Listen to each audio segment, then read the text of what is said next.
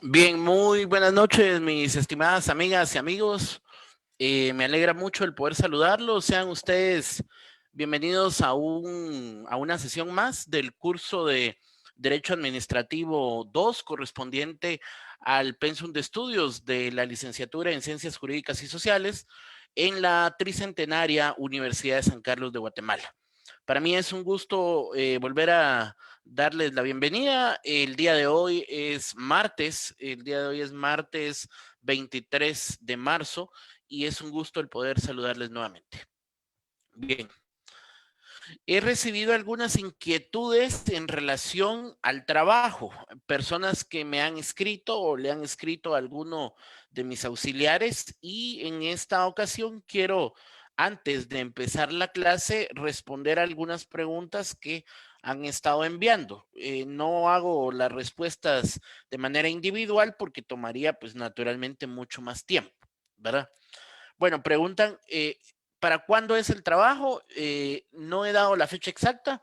Sí les dije que es para después del 12 de abril, es decir, después de la Semana Santa, después de la elección, para evitar todo lo que se andaba diciendo, es después. eh, y la entrega se va a hacer a través de enviarlo de manera digital. No hay entrega física, es una entrega digital, ¿verdad? Preguntan nuevamente cuestiones, digamos, sobre la forma de realizarlo. Ya les expliqué yo que se realiza a mano, que no le toman fotos, sino que lo van a escanear, y una vez escaneado lo mandan en orden al correo electrónico que se les va a habilitar para el efecto. También preguntan cuántos puntos vale. 20 puntos, ya lo dije. Preguntan si es obligatorio hacerlo. No. Si alguien no entrega trabajo, entonces se examina sobre 40. Eso también lo indiqué. Alguien pregunta, ¿será que hay que hacer 120 hojas?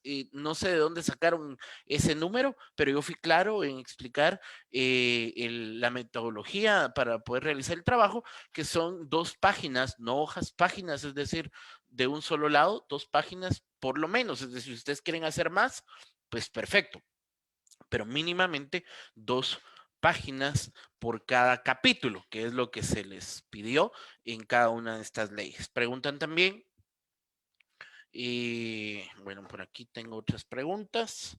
Vamos a resolverlas de una vez. Preguntan, ¿el resumen es solo de la ley o también incluye el reglamento? No, únicamente la ley. Por ejemplo, si estamos en la ley orgánica de la Contraloría General de Cuentas, es únicamente la ley, no es el reglamento. Lo que sí les dije que pueden hacer eventualmente para poder complementar su análisis es que van a tomar la ley y la pueden hacer una integración con los artículos constitucionales que tienen que ver con la ley, ¿verdad? Eso sí, fue lo que les dije. Es decir, si ustedes se están tomando o están resumiendo algún capítulo específico de la ley orgánica del Ministerio Público, por ejemplo, pueden eventualmente hacer una integración de algunos artículos de la Constitución que hablen sobre el Ministerio Público e integrarlos, por ejemplo, a su análisis del capítulo, o y lo mismo con la ley electoral y de partidos políticos en cuanto a lo que tiene que ver con el Tribunal Supremo Electoral, etcétera, etcétera, etcétera. Es decir, eso es lo que pueden hacer. No metan reglamentos. En ningún momento hemos hablado de reglamentos, solamente de la ley y en todo caso del articulado constitucional. Bueno, antes de pasar al tema de hoy, no sé si alguien tiene alguna duda, puede levantar su mano. Si alguien todavía tiene alguna duda en relación al trabajo, por favor puede levantar su mano, porque si no después, ya durante la semana es complicado responder sus inquietudes y tocará hasta el próximo jueves. Yolanda, adelante. Buenas noches, licenciado. Buenas Usted noches. indicó que se usara lapicero azul. Mi pregunta es si en los títulos sí se puede usar, por ejemplo, lapicero rojo. Sí, esos detalles, Solamente en por el... supuesto, por supuesto. Incluso había alguien por ahí que me dijo, mire, Eli, yo ya empecé con lapicero negro, no se preocupe. El lapicero azul es solo una costumbre que ustedes tienen que ir tomando, porque cuando ya estén ejerciendo la profesión, van a notar que sus documentos deben firmarse preferentemente por seguridad con tinta azul para diferenciar las copias de los originales. Pero nada más, aquí no nos vamos a complicar con eso. Así que sí, por supuesto, puedo usar otros colores para subrayar y esos detalles, no hay problema. Gracias, licenciado. Bueno, Cristian, Licenciado, buena noche. buenas noches. Fíjense que yo estaba revisando la ley orgánica del Ministerio Público y en el índice solo nos habla de Romanos 1 hasta el 11. Entonces, cada resumen, por decirlo así, es de cada romano o cómo lo vemos en ese aspecto. Ahorita le voy a contestar. Gracias.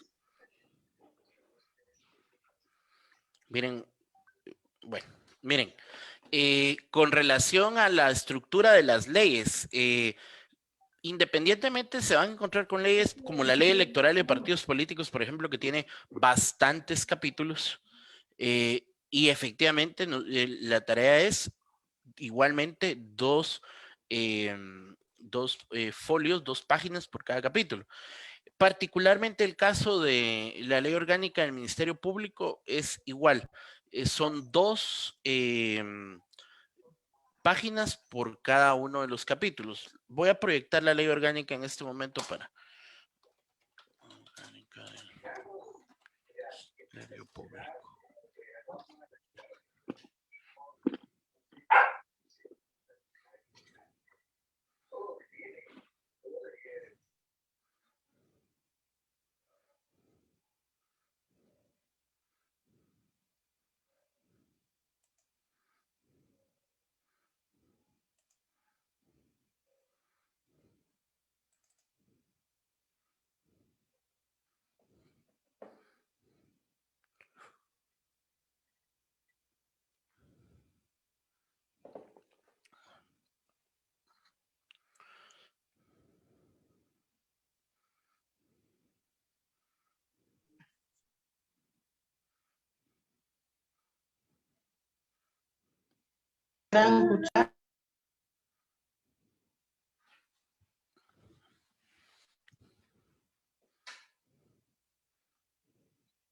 Bueno, mientras carga el documento, a ver, tema para el día de hoy, Corte de Constitucionalidad. Estamos ubicados en el módulo 3 del programa.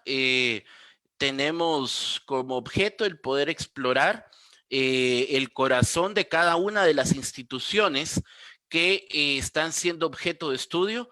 Particularmente el módulo 3 del programa está direccionado a estudiar y analizar, a entender y comprender en la práctica, en su esencia y en la doctrina, en la ley, el funcionamiento de aquellas entidades, de aquellos órganos de control jurídico y de control político. Para el efecto, hemos analizado ya algunos otros órganos.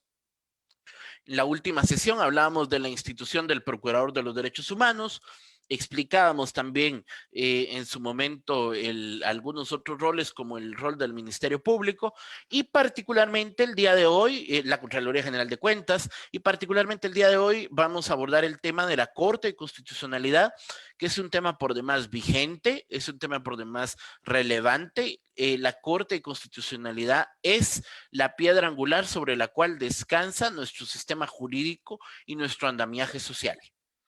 La Corte de Constitucionalidad es la Corte de Constitucionalidad es un órgano, es una institución que surge a partir de la Constitución de 1985 y entrada en vigencia en 1986. Es decir, las asambleas nacionales constituyentes, las constituciones que estuvieron en el pasado, no habían contemplado en algún momento la creación de lo referente a una Corte de Constitucionalidad. Para el efecto, entonces, es la Constitución de 1985, la Constitución que se pone al frente y de alguna manera explica la creación de esta disposición o de esta institución con rango constitucional. Para el efecto, es importante conocer el articulado constitucional que le da fundamento a nuestra Corte de Constitucionalidad. ¿Por qué en su momento los constituyentes crean una corte? Precisamente, recuerden ustedes que el momento histórico en que se aprueba una norma siempre explica la parte axiológica de la misma. Cuando yo hablo de axiología me refiero a los valores que inspiran una ley. Los valores que inspiran nuestra Constitución son los valores que eran necesarios defender para restituir el Estado de Derecho en una sociedad que estaba convulsionada y que estaba colapsada allá por la década de los 80s. En el mundo era el tiempo de la Guerra Fría y en Guatemala particularmente era la época de los gobiernos militares, era la época de los procesos judiciales, sobre todo en tribunales militares, y estábamos básicamente en todo lo referente a ese conflicto armado que todavía estaba vigente, ese conflicto armado interno que aún estaba vigente en nuestra sociedad. Entonces, la Corte de Constitucionalidad es creada por nuestra Constitución allá en 1985, precisamente con el ánimo de crear un órgano de control jurídico y de control político al poder. Cuando hablamos de un órgano de control, nos estamos refiriendo a que va a haber un órgano que va a vigilar y que le va a poner un alto eventualmente a los abusos y a las arbitrariedades de quienes ejercen el poder. Y la pregunta es, ¿quiénes ejercen el poder? Los gobernantes. ¿Y desde dónde ejercen el poder? Desde el gobierno. ¿Y cómo está organizado el gobierno? A través de tres poderes: el poder ejecutivo, el poder legislativo y el poder judicial. Es así como cuando desentrañábamos el origen de la figura del Procurador de los Derechos Humanos y decíamos, miren, no importa si es Jordán Rodas, no importa si es Jorge Olonduque, no importa si es quien sea, el procurador tiene la orden de vigilar justamente desde la parte administrativa que el ejercicio de la función pública se realice de manera transparente y se realice de manera correcta sin afectar los intereses de los particulares. Esa es la idea de que se haya creado un procurador. Y particularmente es necesario y es importante que todos, absolutamente todos, entendamos que la Corte de Constitucionalidad se creó justamente con el objeto de que fuese un órgano que le pusiera un alto a los eventuales, posibles y hoy tangibles abusos de poder de cualquiera de los tres poderes del Estado. La Corte de Constitucionalidad está llamada a defender el orden constitucional en los casos en los que un presidente de la República, en los casos en los que un presidente de Corte Suprema de Justicia, en los casos en que un presidente del Congreso quieran, cualquiera de estos tres, disolver el orden constitucional.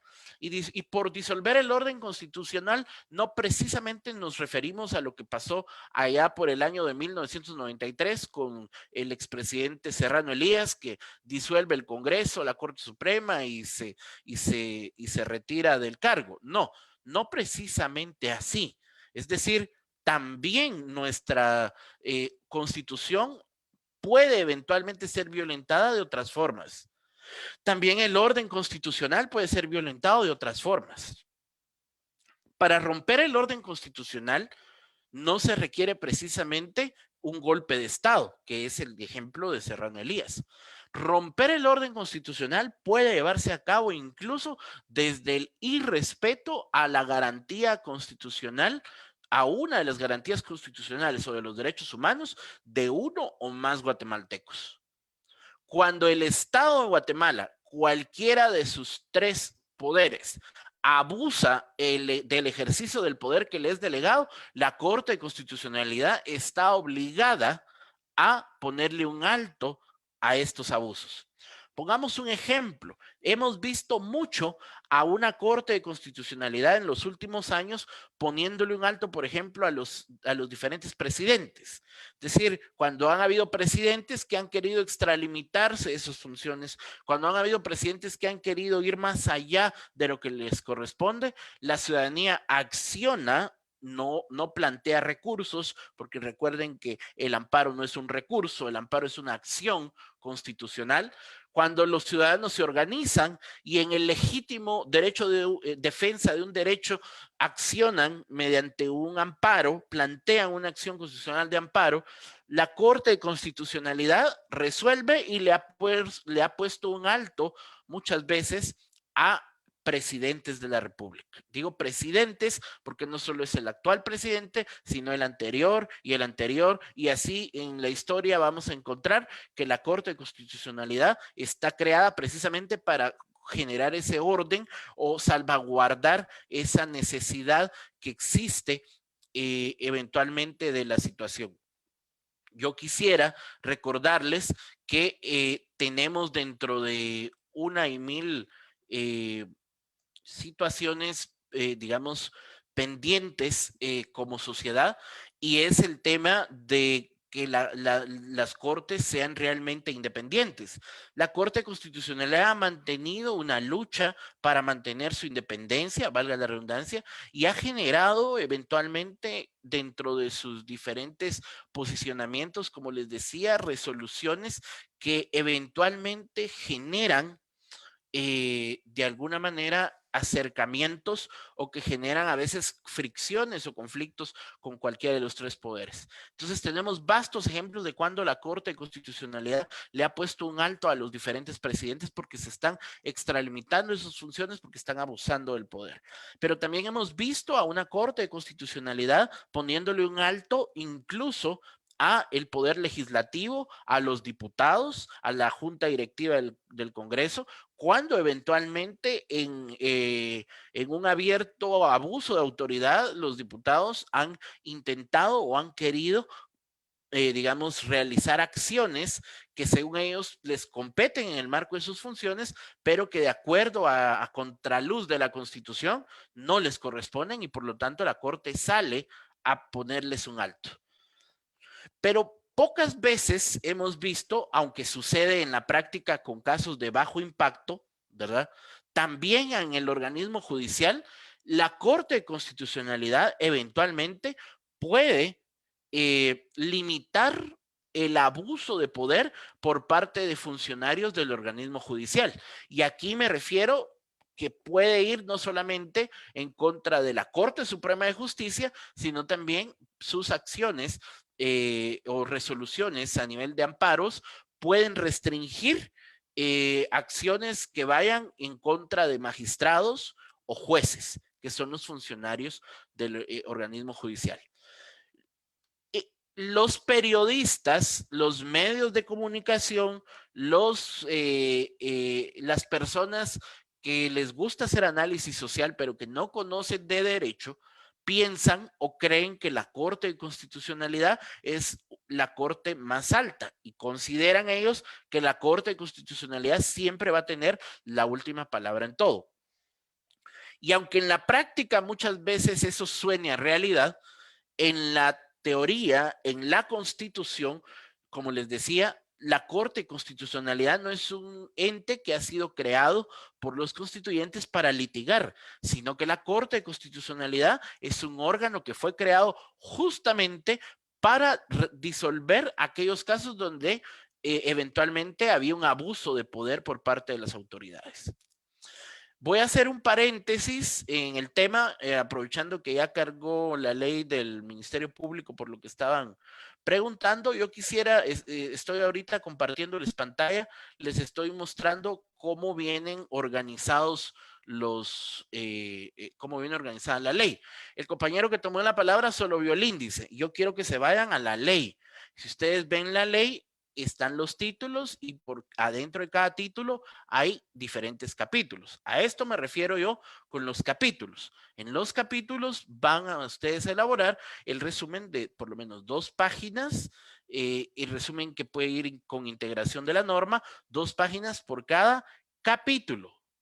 Estoy tratando de mover el cursor para que lo lean. Capítulo, para que quede claro. Capítulo.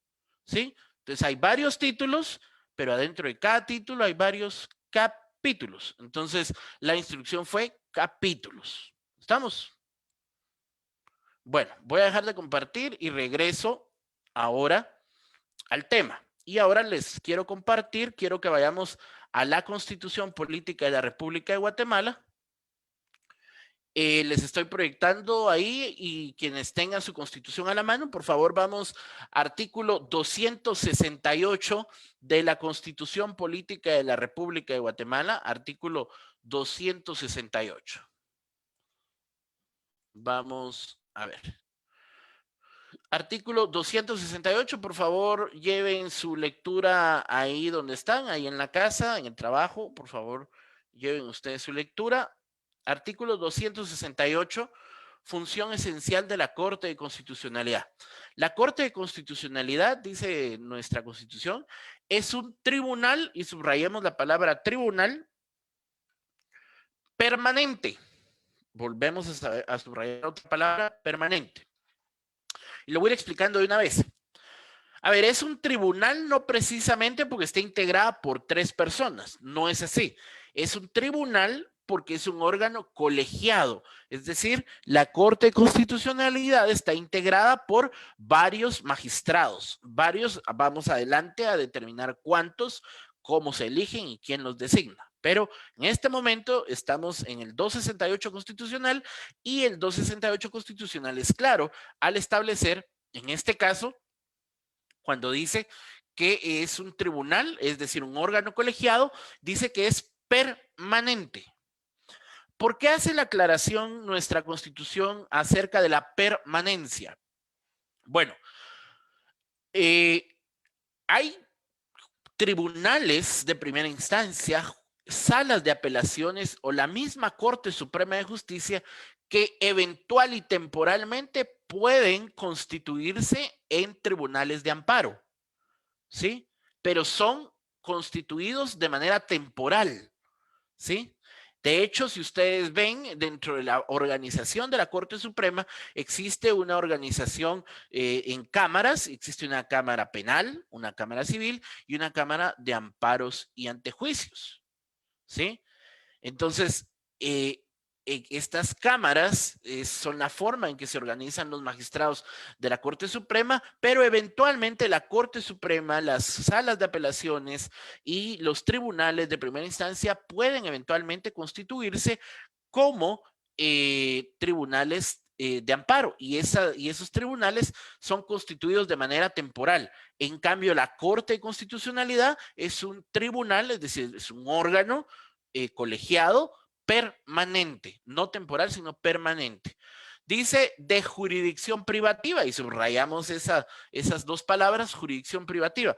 ¿Por qué dice jurisdicción privativa? Porque no se está refiriendo a que va a tener una jurisdicción ampliada o a una jurisdicción, digamos, no van a ver ustedes una Corte de Constitucionalidad organizada como una Corte Suprema de Justicia por materia, ¿verdad? Por región, porque su competencia, su jurisdicción es privativa, es decir, se dedican con exclusividad al tema constitucional. Por eso es una jurisdicción privativa, porque es específicamente, tiene una delimitación temática sobre la cual se va a desarrollar. Dice además cuya función esencial es la defensa del orden constitucional.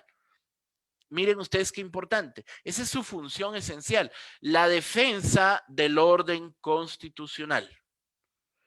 Dice además, actúa como tribunal colegiado, era lo que les decía anteriormente, con independencia de los demás organismos de Estado. Con independencia de los demás organismos de Estado. ¿Por qué la Constitución hace referencia a esto? Si se dan cuenta, todos los órganos de control jurídico y de control político que hemos venido viendo, la institución del Procurador de los Derechos Humanos, el Contralor General de Cuentas de la Nación, el Ministerio Público, ahora la Corte de Constitucionalidad, el jueves el Tribunal Supremo Electoral, todos estos órganos, si bien es cierto, tienen un mecanismo de elección, hay poderes, cuando hablo de poderes me refiero a cualquiera de los tres poderes del Estado formales, designando a estos funcionarios. Sin embargo, dice la Constitución que ellos deben ser independientes. Y esto va muy de la mano de aquel principio que decíamos en la clase anterior, donde decíamos que la forma de designación de los funcionarios en ningún momento determina ningún tipo de jerarquización. Es decir, en ningún momento va a determinar algún proceso en donde se esté sometiendo la voluntad de estos órganos que necesariamente, de acuerdo a nuestra legislación, de acuerdo a nuestra Constitución, deben tener una independencia para poder funcionar. Dice además nuestra Constitución, ejerce funciones específicas que le asigna la Constitución. ¿Qué funciones? Acabamos de leer la primera y la más importante. Artículo 268, si yo preguntara eventualmente en un examen cuál es el valor o la carga axiológica fundamental de la Corte de Constitucionalidad y fundamente su respuesta, la respuesta sería que fue creada para defender el orden constitucional y el fundamento es el artículo 268. ¿Por qué? Porque esa es la esencia de la institución, ¿verdad? Cuando yo les hablo a ustedes de una carga axiológica, me refiero a la carga de los valores jurídicos sobre los cuales descansa una institución. Si yo les hablo del Procurador de los Derechos Humanos, naturalmente es la defensa de los derechos humanos, supervisando a la administración pública en sus procesos administrativos. Pero si hablo de la Corte de Constitucionalidad, me refiero a defender el orden constitucional. Y eso no es discurso, eso no es ideología, eso es la ley, es lo que dice nuestra Constitución en el artículo 268. Pero noten ustedes que dice ejerce funciones específicas que le asigna la Constitución, es decir, la que acabamos de leer, y la ley en la materia. Pregunta entonces, ¿a qué se refiere el 268 cuando habla de la ley en la materia? ¿Cuál es la ley en la materia? Bueno, la respuesta en todo caso es la ley de amparo, exhibición personal e inconstitucionalidad. Esta ley de amparo, exhibición personal e inconstitucionalidad es la ley en la materia a la que hace referencia el artículo 268 de la Constitución. Y aquí quiero hacer una acotación importante. El artículo 268 de la Constitución, cuando habla acerca de la ley en la materia, es decir, la ley de amparo, exhibición personal e inconstitucionalidad, está hablando de una ley, es decir, de una norma de carácter ordinario. Sin embargo, esta norma, a pesar de no ser constitución, esta norma sí tiene un rango constitucional. Y alguien dirá, ¿por qué? Si todos tenemos claro que las leyes, cuando se habla de una ley, se está hablando de una norma ordinaria. ¿Por qué entonces el 268, cuando habla de la ley en la materia, se está refiriendo a una ley con rango constitucional? Bueno, las leyes tienen el rango que les corresponde de acuerdo al órgano que emite la ley. Entonces, cuando una norma jurídica, cuando una ley nace a la vida jurídica después de haber completado su proceso de formación de ley en el Congreso de la República, estamos frente a una norma de rango ordinario. Es una norma ordinaria, ¿sí? Cuando estamos frente a aquellos acuerdos ministeriales, reglamentos, estamos frente a una norma reglamentaria. Cuando estamos frente a aquellos contratos celebrados entre dos particulares, estamos frente a una norma individualizada. Pero cuando estamos frente a la Constitución, estamos justamente frente a una norma de rango constitucional. ¿Por qué? Por el órgano que emitió la Constitución. La Constitución no fue creada por el Congreso. La Constitución fue creada por la Asamblea Nacional Constituyente. Y mis estimadas amigas y amigos, la Ley de Amparo, Exhibición Personal e Inconstitucionalidad no fue creada por el Congreso. La Ley de Amparo, Exhibición Personal e Inconstitucionalidad fue creada por la Asamblea Nacional Constituyente. Por lo tanto, la ley en la materia también es una ley de rango constitucional. Es decir, no nació la vida jurídica por el Congreso, sino por la Asamblea Nacional Constituyente. Por supuesto, no es otra constitución. Constitución solo puede haber una, pero es una ley que desarrolla la Constitución. Y además es una ley con rango constitucional precisamente porque la creó la Asamblea Nacional Constituyente.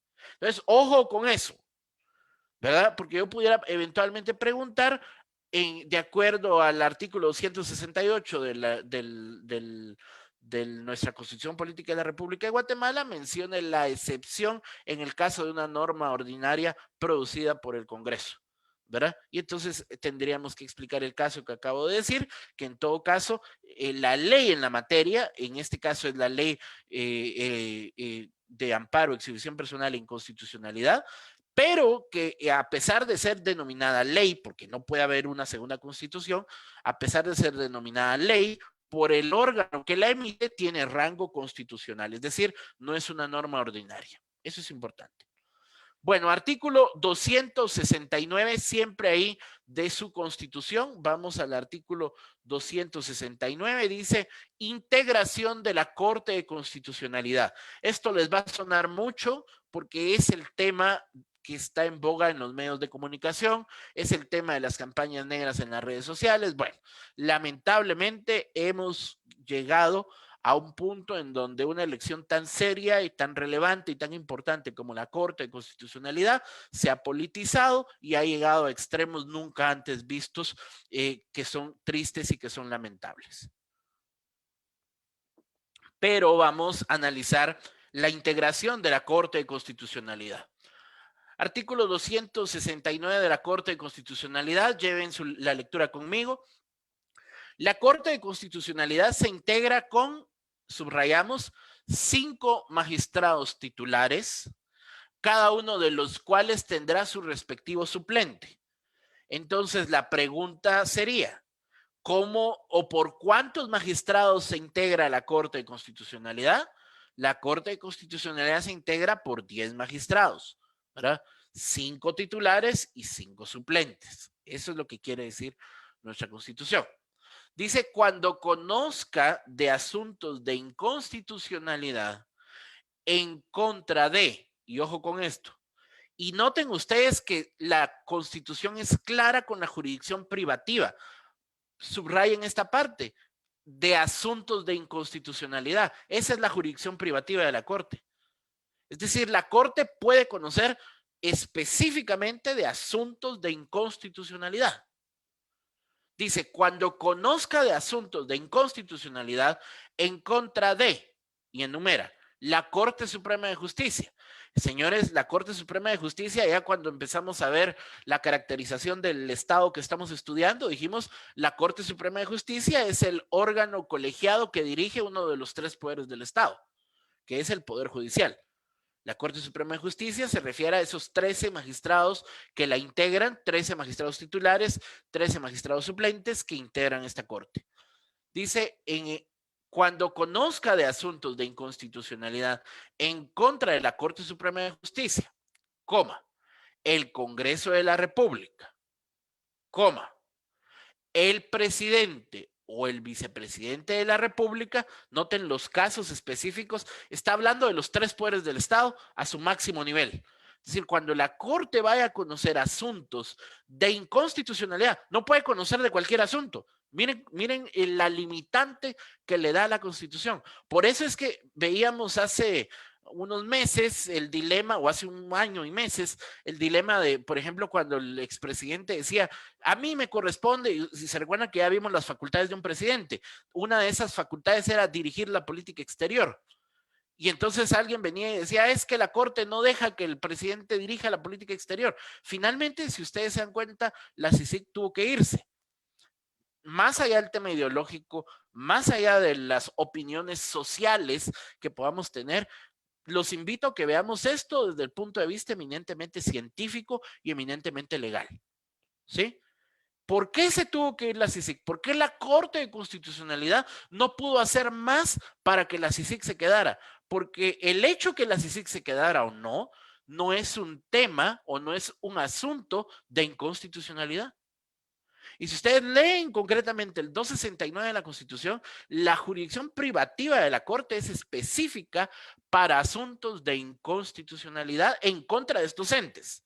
Luego vamos a ver que también, por supuesto, conoce amparos, pero en contra de estos entes, la Corte Suprema, el Congreso, el presidente, el vicepresidente, son asuntos de inconstitucionalidad. Entonces, al presidente, de acuerdo a la Constitución, allá en aquel artículo que ya estudiamos y que yo les evalué en el examen pasado, donde hablábamos de las funciones presidenciales, una de esas funciones presidenciales era justamente dirigir la política exterior. Y en esa lógica de dirigir la política exterior, quien detentara el cargo de presidente podía elegir o no suscribir la ampliación o no del acuerdo con la ONU, con Naciones Unidas, para que se quedara entonces la CICIG. Entonces había un presidente actuando en sus funciones y había una Corte de Constitucionalidad limitada por la propia Constitución. Y eso fue lo que generó el resultado que nosotros conocemos, porque la ley es clara al especificar eso.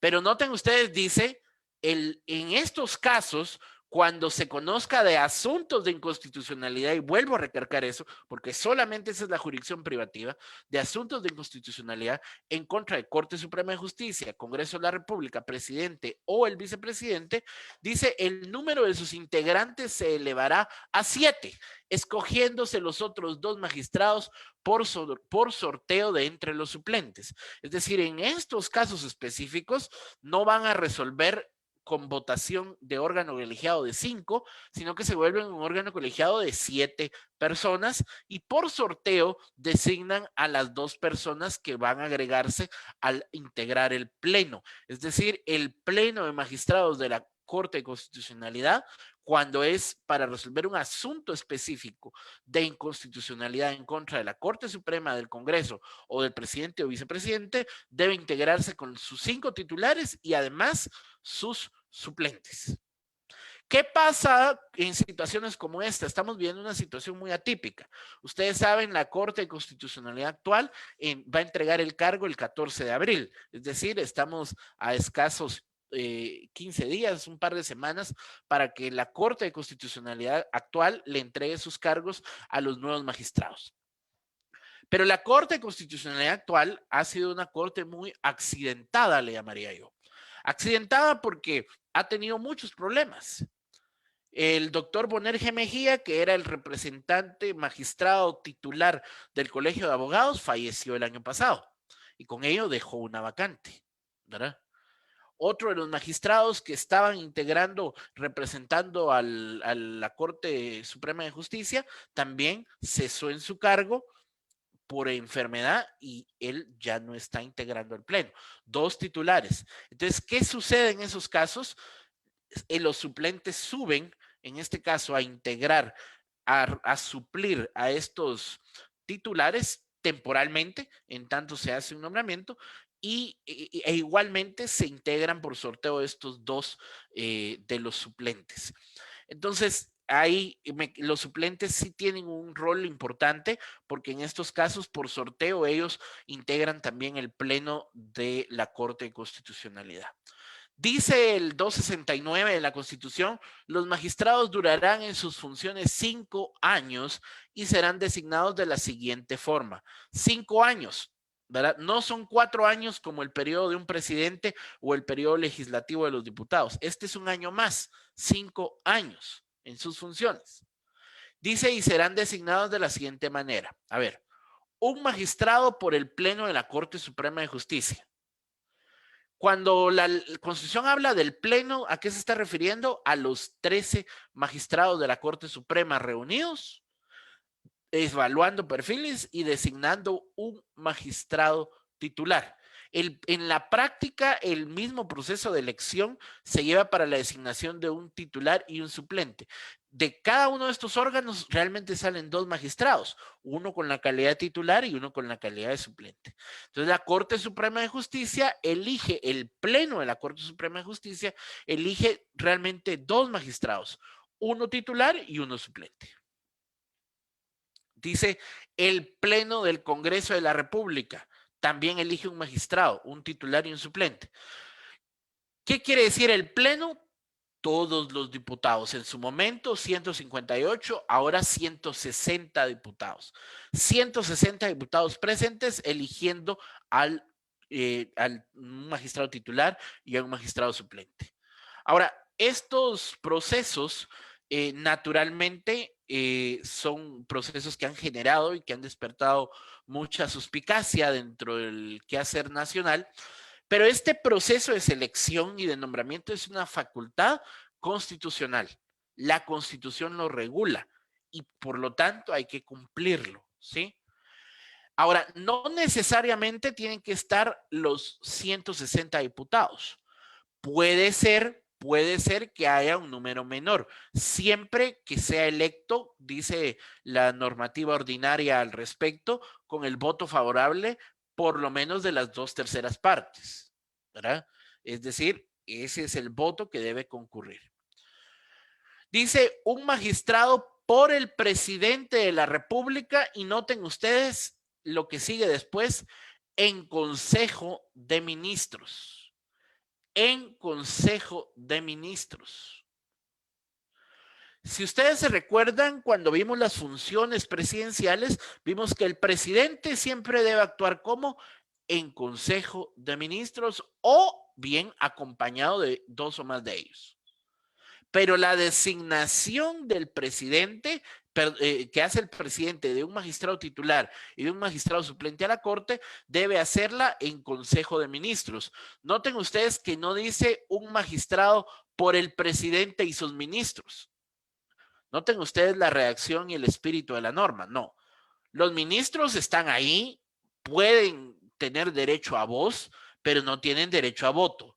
Es decir, el presidente no es que vaya a someter a conocimiento de todos los ministros los expedientes y que los ministros voten y decidan. No, no, no, no. Eso, ahí ellos no actúan como órgano colegiado. La Constitución le otorga esa facultad directamente al presidente de la República.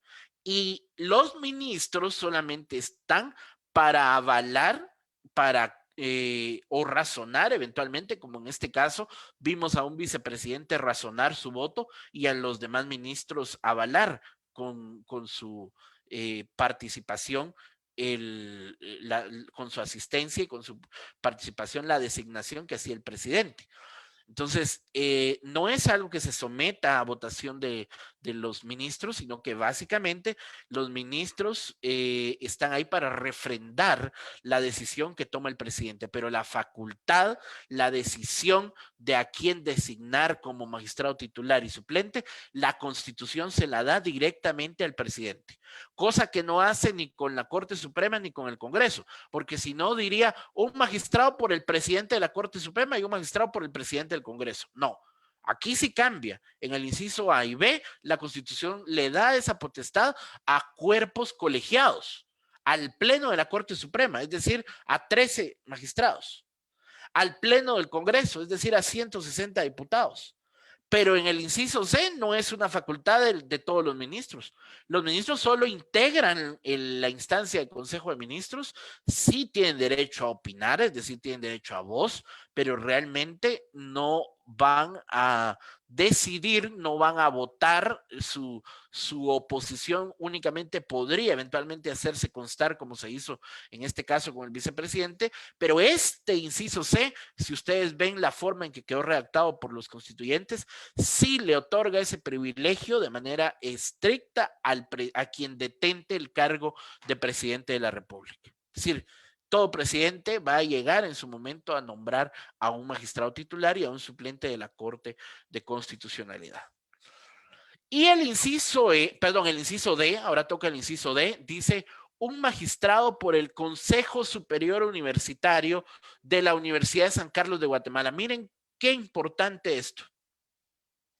Es decir, la corte más importante del país, en esa corte tan importante solo hay 5 titulares y de esos 5, uno de esos 5 lo ponemos nosotros, los universitarios y particularmente nosotros, la Universidad de San Carlos de Guatemala.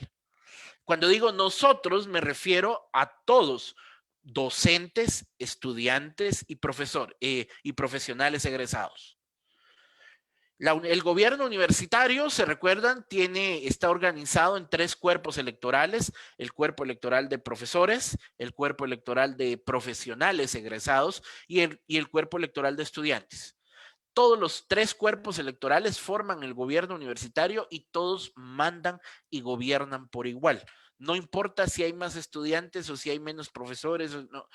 Esto no es democracia abierta, es una democracia dirigida a través de los cuerpos electorales. Entonces, nuestro máximo órgano de dirección como universidad se llama Consejo Superior Universitario. Ahí es donde todos en algún momento, estudiantes, profesores, egresados, elegimos a una figura que se llama rector, a un rector de la Universidad de San Carlos, o rectora. No ha habido rectora, pero un rector, digamos. Y además, este Consejo Superior Universitario, que es el máximo órgano a nivel universitario, a nivel de la USAC, si bien es cierto, lo dirige el rector que elegimos todos, está integrado este Consejo Superior Universitario por cada una de las 10 facultades. Ya con el tema de que ha ido creciendo la universidad ahora tiene muchas escuelas no facultativas, pero no se ha reformado la ley orgánica y por lo tanto formalmente nuestra ley orgánica solo reconoce 10 facultades, ¿sí? Cada una de estas 10 facultades designa a 4 representantes en el Consejo Superior Universitario. ¿Quiénes son esas 4 personas? Empezando porque cada una de estas 10 facultades, dentro de ellas una de esas 10 facultades es la Facultad de Ciencias Jurídicas y Sociales, la más antigua, por cierto, y de la cual debemos siempre sentirnos orgullosos. Nuestro decano integra el Consejo Superior Universitario. Es decir, nuestro decano integra el Consejo Superior Universitario, el decano que esté en funciones. Pero además, todos los profesores titulares de cada unidad académica, de cada facultad, designan a uno de los profesores para que los represente en el Consejo Superior Universitario. Y todos los profesionales egresados eligen en asamblea a uno de los profesionales para que los represente en el Consejo Superior Universitario. Y todos ustedes, los estudiantes, también eligen a uno de ustedes, los estudiantes, para que los represente a ustedes en ese Consejo Superior Universitario. Entonces, el Consejo Superior Universitario tiene de entrada quien lo dirige un rector y luego 4 representantes por cada una de las 10 facultades, de los cuales de esos 4 es uno quien ostente la calidad de decano, un representante de los profesores titulares, un representante de los egresados de la facultad, un representante de los estudiantes, y con eso tenemos 4 por 10 unidades académicas, 40 miembros del Consejo Superior, más el rector, son 4.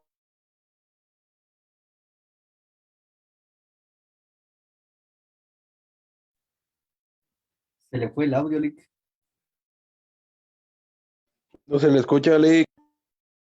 Yo creo que se le fue el internet porque no tiene ni audio ni video.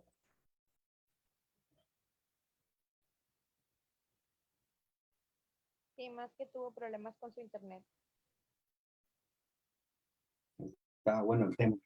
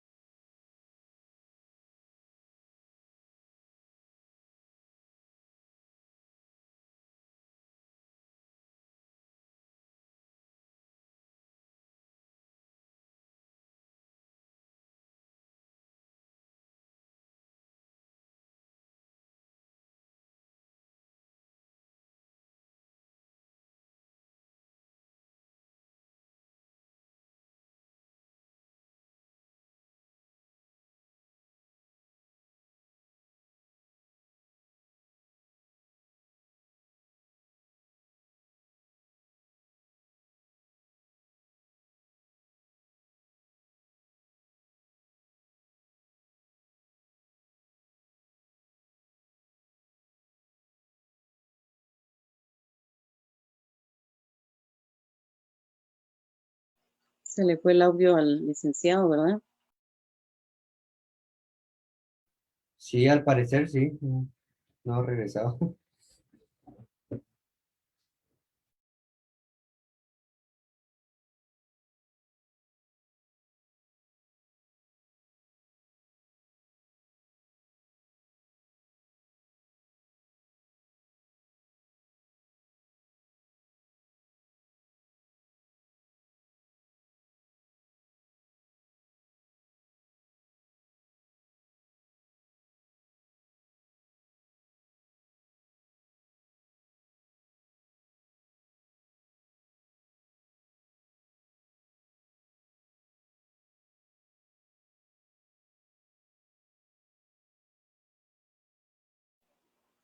Quedamos pocos, ¿será que esos eran los que estábamos desde el inicio?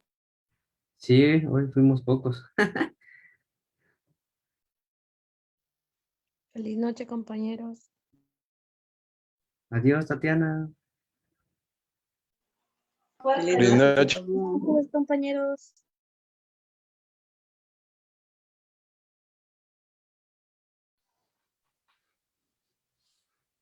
Feliz noche. ¡Feliz noche! Buenas noches. Estoy de regreso.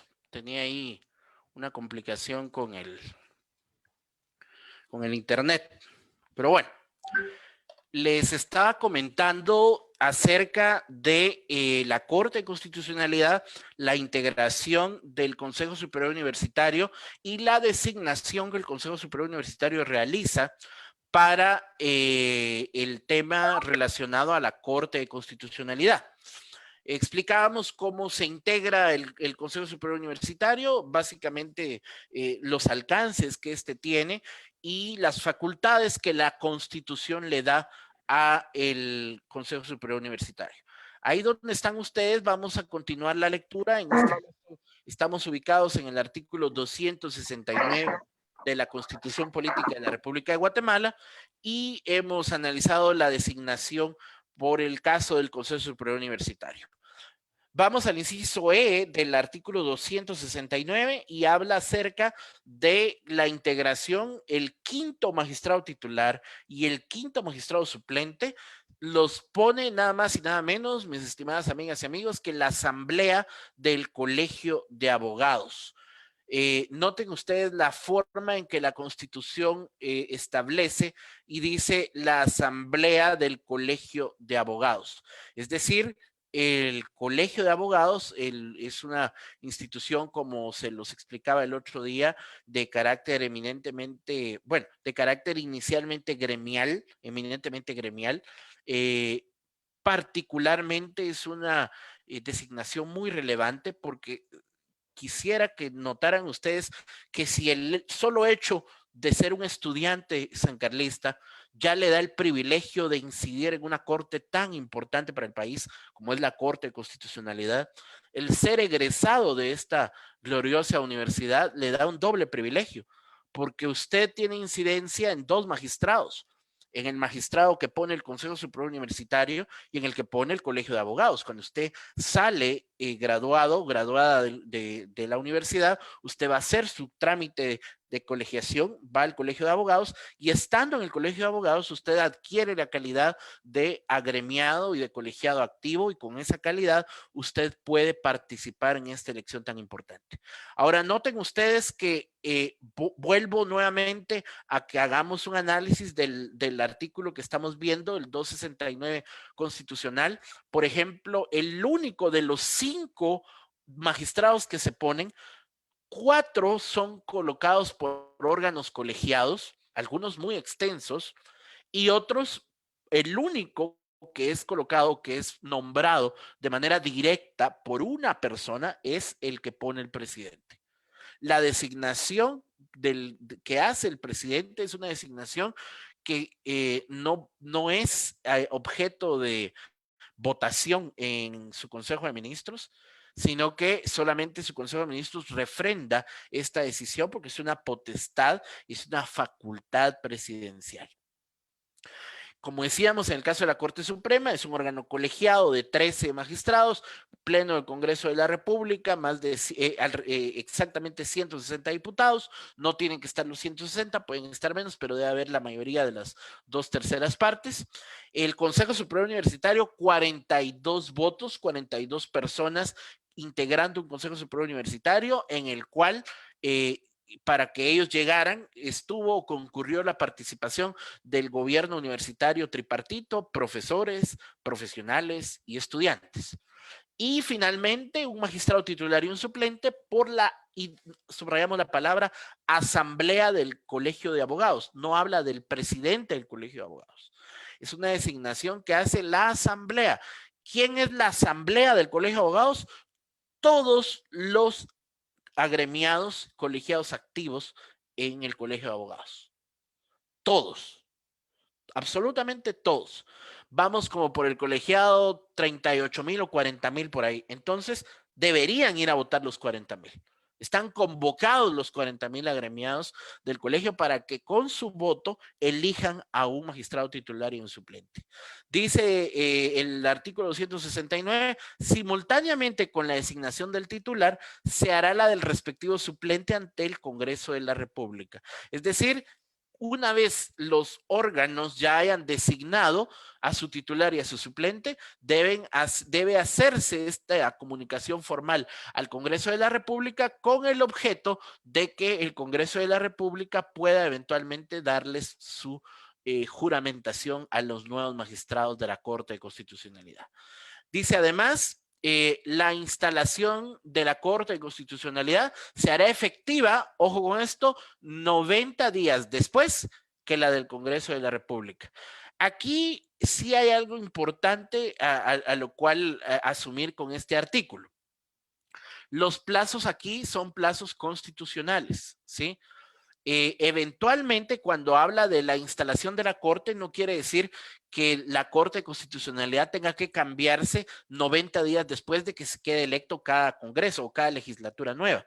Porque acuérdense que el Congreso o los diputados son electos para 4 años y los magistrados para 5. Entonces ahí habría un desfase, habría un problema aritmético o matemático que no cuadraría. Es decir, si siempre hubiese que hacer una designación de Corte de Constitucionalidad 90 días después de la toma de posesión o de la instauración de la nueva legislatura, sería materialmente imposible porque hay un año de diferencia y los magistrados de la Corte de Constitucionalidad son electos para 5 años y los diputados al Congreso para 4 años. No.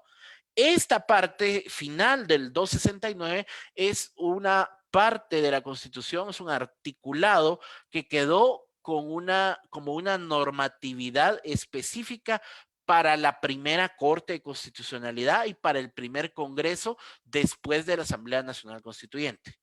Es decir, después de que entró en vigencia nuestro nuevo orden constitucional y se instaló el nuevo Congreso, esa única vez mediaron 90 días para instaurar la nueva Corte de Constitucionalidad. De ahí en adelante los plazos han sido 4 años para Congreso, 5 años para Corte de Constitucionalidad y ya el plazo de los 90 días fue por esa única vez. Es importante en todo caso explicarlo. Nos tocaría avanzar al artículo 270, no sin antes, por cuestión de tiempo, me voy a quedar por acá. Si alguien tuviera alguna duda, alguna inquietud, puede levantar la mano y con mucho gusto podemos conversar. Marcos Corado está levantando la mano, adelante. Licenciado, buenas noches. Gusto saludarlo. Perdone que no prenda mi cámara, pero no tengo cámara. No hay problema. Mire, una pregunta. La Corte de Constitucionalidad es un órgano de control meramente jurídico, ¿verdad? Exactamente, sí. La Corte de Constitucionalidad tiene un llamado específicamente jurídico. Caso contrario, por ejemplo, como el procurador que tiene un rol político, ¿verdad? Jurídico-político, pero la Corte de Constitucionalidad es un órgano de control eminentemente jurídico. Licenciado, otra pregunta.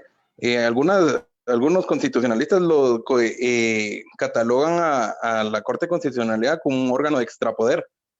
No sé usted qué opina con eso, Lick. Lo que pasa, sí, hay diferentes teorías y tratados al respecto, autores. Personalmente le digo, la Corte de Constitucionalidad, de acuerdo a nuestro ordenamiento jurídico, y como lo habrán visto ustedes, de acuerdo a lo que establece el 268 y 269 de nuestra Constitución, tiene una jurisdicción privativa, tiene un campo de acción específica. Lo que pasa es que en la práctica se ha pervertido y se ha tratado de usar la Corte de Constitucionalidad para litigar. La Corte de Constitucionalidad no es una instancia de litigio. Muchas personas dicen, vamos a plantear primera instancia, luego apelación y después de la apelación vamos a generar un amparo y creen que el amparo es otra instancia después de que ya quedó firme. No, solo hay 2 instancias, ¿verdad? La primera y la segunda. Todo lo demás que pueda devenir en una inconstitucionalidad o en un amparo no es una tercera instancia, sino que es una acción, no es un recurso, es una acción constitucional encaminada a restituir derechos humanos o garantías constitucionales que han sido vulneradas. En todo caso, yo lo que le diría es que la Corte de Constitucionalidad no debe ser un órgano suprapoder. La Constitución define 3 poderes únicamente: poder ejecutivo, poder legislativo y poder judicial. Todo lo que hay afuera de esos 3 poderes no debería considerarse en la doctrina, en el derecho, como un poder. De hecho, estamos estudiando los órganos de control jurídico y político y precisamente no son un órgano de poder porque no son designados popularmente. Si ustedes se dan cuenta, el Congreso y el presidente son una designación con voto popular, porque son 2 de los 3 poderes, y la Corte Suprema de Justicia es nombrada a su vez por el Congreso, es decir, hay una designación en doble instancia. El pueblo elige a los diputados y a su vez los diputados, haciendo uso de esa representación, eligen a la Corte Suprema. Ese es el espíritu de por qué los diputados eligen a la Corte Suprema. Entonces, solo debiesen haber 3 poderes. En la práctica, solo debiesen haber 3 poderes y la Corte de Constitucionalidad, como ustedes pudieron haber leído ahí en el 268, tiene una competencia específica que es la defensa del orden constitucional. Y entonces, si me lo preguntan, no es otro poder, sino es un órgano de control político, jurídico, en este caso particular, un órgano de control jurídico precisamente en contra de los abusos y las arbitrariedades que eventualmente puedan estar cometiendo quienes detentan el poder en cualquiera de sus, al frente de cualquiera de los 3 poderes. Me pregunta también por el chat Karina Cardona, pregunta ¿cuál es la diferencia en la competencia jurídica y política? realmente no es una competencia. Cuando hablamos de lo político y lo jurídico nos referimos al control. Sí, no es competencia, es control. Estamos diferenciando órganos que tienen un control político y otros órganos que tienen un control jurídico. Entonces, por ejemplo, la Contraloría General de Cuentas es un órgano de control jurídico. El Ministerio Público es un órgano de control jurídico. La Corte de Constitucionalidad es un órgano de control jurídico, pero el Procurador de los Derechos Humanos sí es un órgano de control político y jurídico. ¿Sí? Esa es la diferencia. Cristian Álvarez también está levantando la mano. Adelante. Lick, solo con una consulta para ver si me quedó claro. La instalación de la Corte de Constitucionalidad, perdón, siempre se hará 90 días después del 14 de enero, por decirlo así. No, eso fue lo que expliqué. Yo les explicaba que esa última parte del artículo estuvo vigente única y exclusivamente la primera vez. ¿Saben por qué no puede ser 90 días después de cada 14 de enero? Porque habría una diferencia, no encuadrarían los plazos matemáticos. Si los diputados se eligen para 4 años y los magistrados para 5 años, el próximo 14 de enero, entonces, cuando lleguen 90 días después de ese 14 de enero, los magistrados no habrían cumplido su 5º año. No, esa disposición quedó en la Constitución únicamente para el primer Congreso y para la primera Corte de Constitucionalidad que se crearon cuando entró en vigencia la Constitución, allá por 1986, solamente para esa vez. De ahí en adelante los plazos ya son constitucionales. Por eso es que el 14 de abril sí o sí tiene que haber un relevo en la Corte de Constitucionalidad.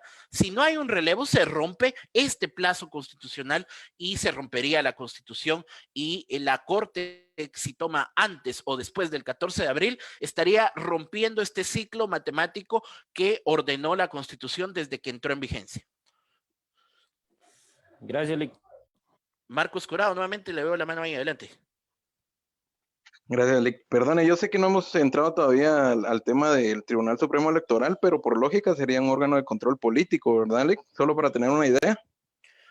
El Tribunal Supremo Electoral es por excelencia un órgano de control político, pero también jurídico, porque sus resoluciones sí causan estado, y sus jurisdicciones y sus resoluciones tienen una competencia específica. Cuando veamos el Tribunal Supremo Electoral lo vamos a ahondar, pero el TSE es un órgano de control político y jurídico, al igual que la instancia del Procurador de los Derechos Humanos.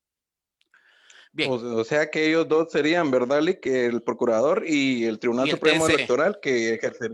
Ah, muy bien. Gracias, Lick, a la orden. Así es. Bien, ¿alguien más?